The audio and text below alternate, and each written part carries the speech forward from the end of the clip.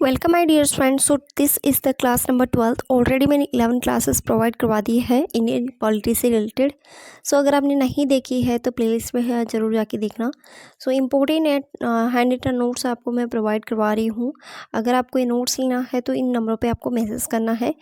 और राज्य के नीति निर्देशक तत्व, इस जो टॉपिक को पढ़ने वाले हैं बाईलिंगुअल, क्योंकि बच्चे हिंदी मीडियम के भी होते हैं और इंग्लिश मीडियम के भी होते हैं।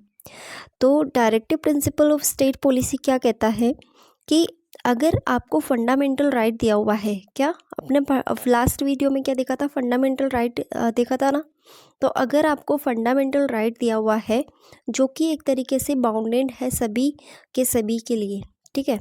तो यहाँ पर अगर फंडामेंटल राइट को अगर आपको दिया हुआ है तो उसके लिए, उसके बदले में आपका भी कुछ यहाँ पे रिस्पॉन्सिबिलिटी बनती है कि यहाँ पे की जो ड्यूटीज़ है उनका आप निर्वाहन करो, ठीक है। तो सीधा सा मतलब यही है directive principle of state policy का। अब देख लेते हैं वन बाय वन। इसमें एम लक्ष्मीकांत जी की जो बुक है इसमें कौन कौन से ऐसे फैक्ट दिए हुए हैं जो कि आपको पढ़ना है। DPSP are mentions in the article 36 to 51, यानी कि DPSP का है आर्टिकल कहाँ से कहाँ तक है, 36 to 51 of the part of fourth, ठीक है। Next is DPSP took from the constitution of Ireland made in 1937। अब देखो, जो है DPSP इंडिया के अंदर उसको कहाँ से लिया गया, आयरलैंड से। बट अगर आपसे पूछा जाए कि आयरलैंड ने बताओ कहाँ से लिया जो है ड्यूटी, तो आपको बताना है Spain. Granville Austin has called the directive of right as the basic soul of constitution, यानी कि ग्रैनविल ऑस्टिन ने निर्देशक तत्व और अधिकारों को संविधान की मूल आत्मा कहा है।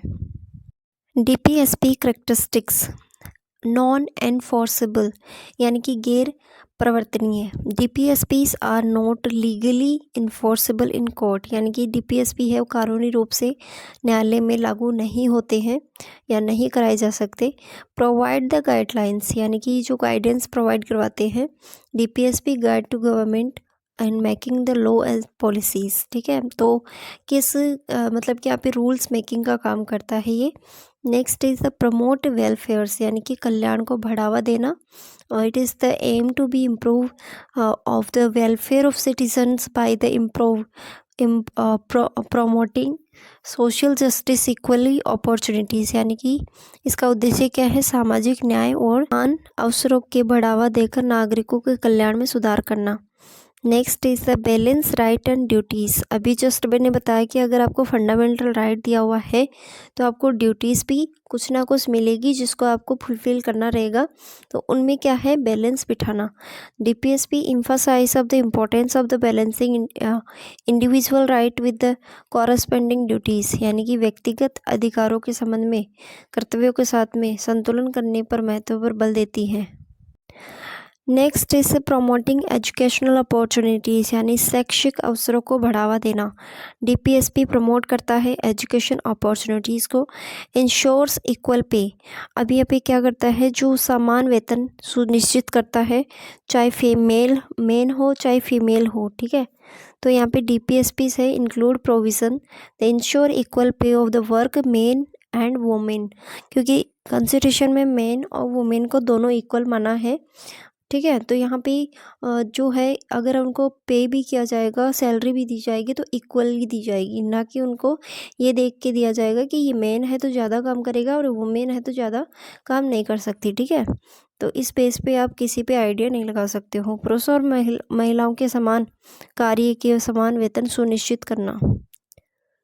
अब नेक्स्ट देखते हैं प्रोटेक्ट चिल्ड्रंस, बच्चों की सुरक्षा करे, यानी कि ये क्या करता है, बच्चों की सुरक्षा करता है। Preserve the health and strength the work of children against the forcible abuse, यानी कि श्रमिकों और बच्चों के स्वास्थ्य और शक्ति को बलपूर्वक दुर्व्यवहार से बचाने का प्रावधान इसमें किया जाता है। आपको पता है यहाँ पे आर्टिकल्स अभी देखने वाले हैं जो कि इससे रिलेटेड रहेगा। अब हम देखने वाले हैं DPSP classification of the 3 categories. देखो मेनली यहाँ पे कोई क्लासिफिकेशन नहीं है, लेकिन इसको हम 3 डिवाइड्स में पढ़ते हैं। मतलब पहला डिवाइड हो गया आपका सोशलिस्टिक प्रिंसिपल्स, सेकंड आपका डिवाइड हो गया गांधीयन प्रिंसिपल, तीसरा हो गया liberal intellectual principles. I hope कि आपको जो मैं समझा रही हूँ वो आपको समझ में आ रहा है, तो प्लीज़ आप कमेंट बॉक्स में ज़रूर बताएं।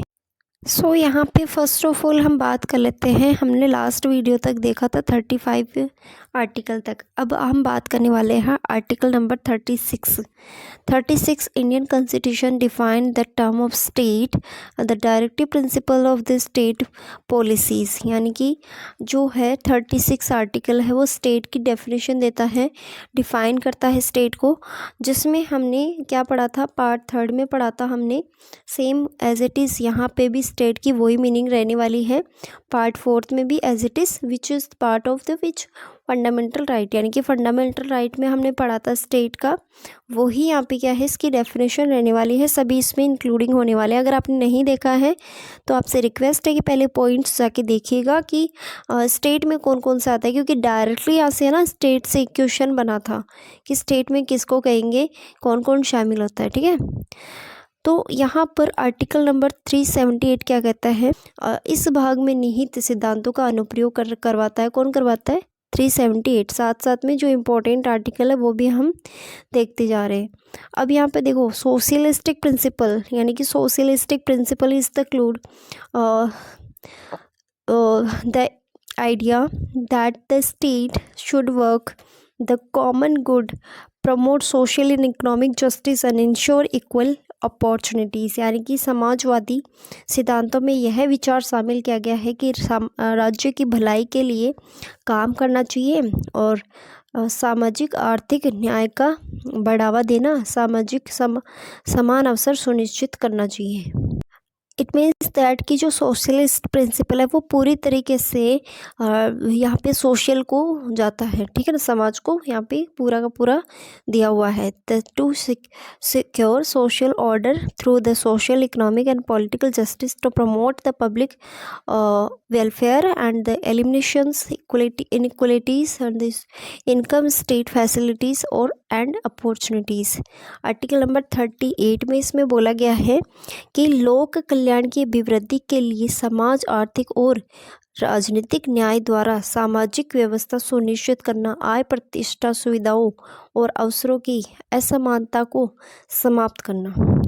अब देखो यहाँ पे टू सिक्योर लिखा हुआ है, मतलब कि किससे सिक्योर करना है, सुरक्षा दी हुई है यहाँ पे। This is the main part. ठीक है, अब यहाँ पे पढ़ लेते हैं one by one.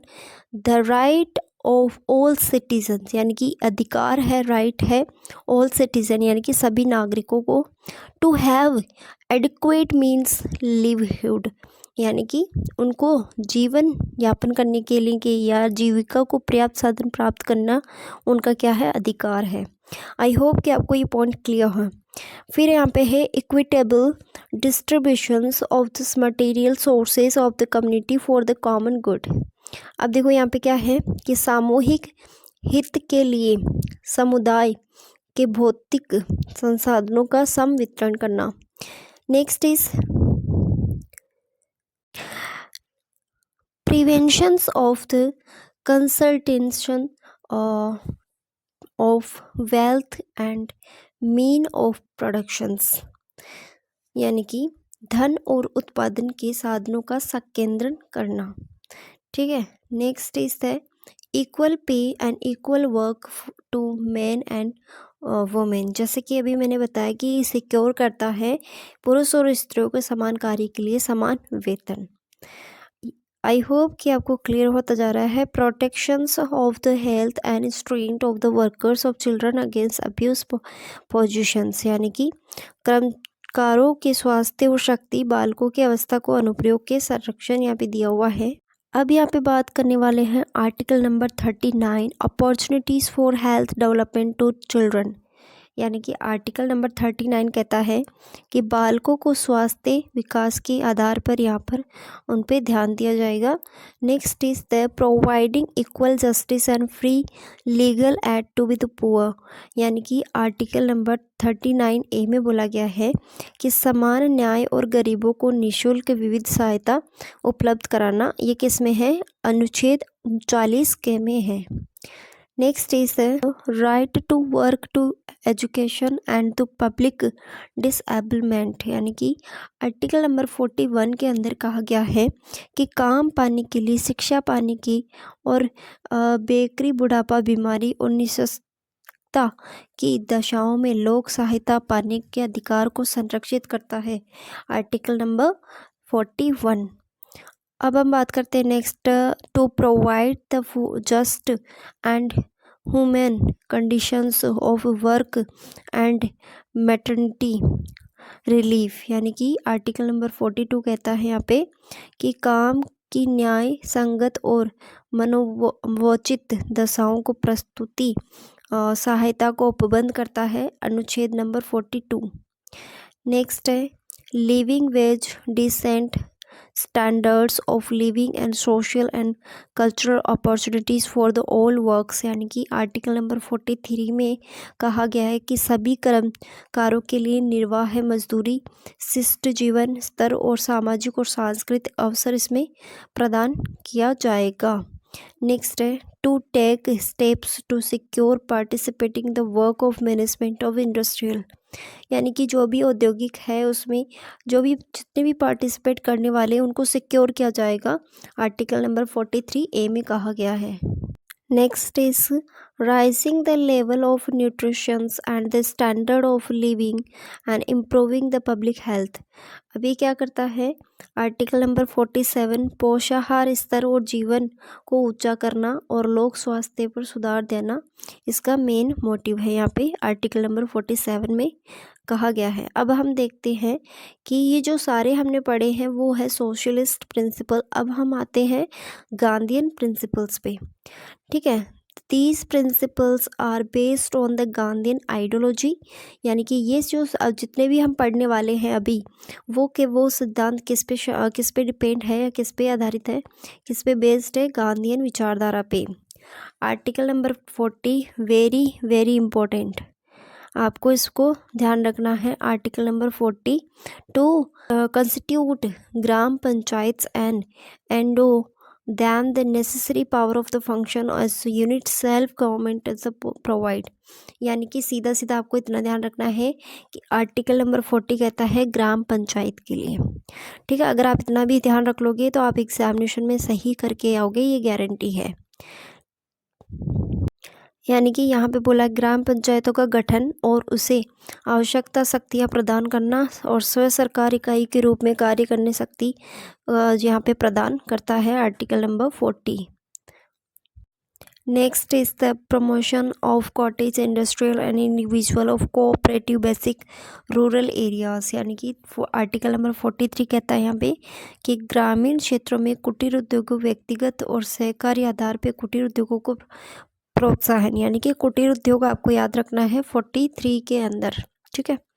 Next is the promotion of voluntary formations, autonomous operations, democratic invitation, professionals management of cooperations societies to give, articles 43B, यानी कि सहकारी समिति के स्वैच्छिक गठन, स्वायत्त संचालन, लोकतांत्रिक निमंत्रण, व्यावसायिक प्रबंधन को बढ़ावा देना, यह अनुच्छेद नंबर 43B में बोला गया है। Next article is the article number 46 the promotions of the education and economics interest of the scheduled caste and scheduled tribal and the weaker section of the society of promotion protecting against injustice and explorations, यानी कि अनुसूचित जाति जनजाति समाज के कमज़ोर वर्गों के शैक्षणिक आधार हितों को प्रोत्साहन और सामाजिक न्याय को शोषण की सुरक्षा करता है, article number 46। Next is the prohibition of the consumptions for the any purpose other than medicinal purpose of the narcotic drugs, liquor or drugs which are the injuries of the health, यानी कि article number 47 कहा गया है स्वास्थ्य के लिए नुकसानदायक जितनी भी नशीली दवाइयाँ, मदिरा और ड्रग्स है, औषधियाँ जितनी भी हैं उन पे प्रतिबंध लगाना आर्टिकल नंबर 47 के अंदर है, ठीक है। Next is the ban of the sacrifice of the cows curls and other, ठीक है, animals of the increasement of the improvement in their breeds. Article number 48 में कहा गया है कि जो भी गाय के बछड़े या फिर अन्य दुधारू पशु हैं उनके बलि पे रोक लगाना और उनकी नस्लों में सुधार करना ही इसका क्या है, मेन प्रोत्साहन करना यहाँ पे। ठीक है। अब हम बात कर लेते हैं कि लिबरल इंटेलेक्चुअल जो थ्योरी है उस पर बेस्ड कौन कौन से आर्टिकल्स हैं। ठीक है, तो यहाँ से भी क्वेश्चंस पूछे जाते हैं। Uniform civil codes for all citizen throughout the territory of India, यानी कि आर्टिकल नंबर 44 में कहा गया है कि भारत के सभी राज्य क्षेत्र के नागरिकों के लिए समान सिविल संविधा, जैसे कि आप IAS UPSC का एग्जामिनेशन देते हो सभी लोग, तो वो किस में रखा गया, आर्टिकल नंबर 44 में।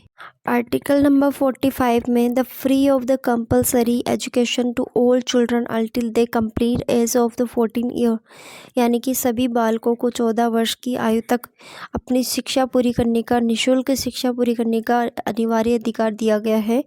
ठीक है, तो आर्टिकल नंबर 45 में है ये।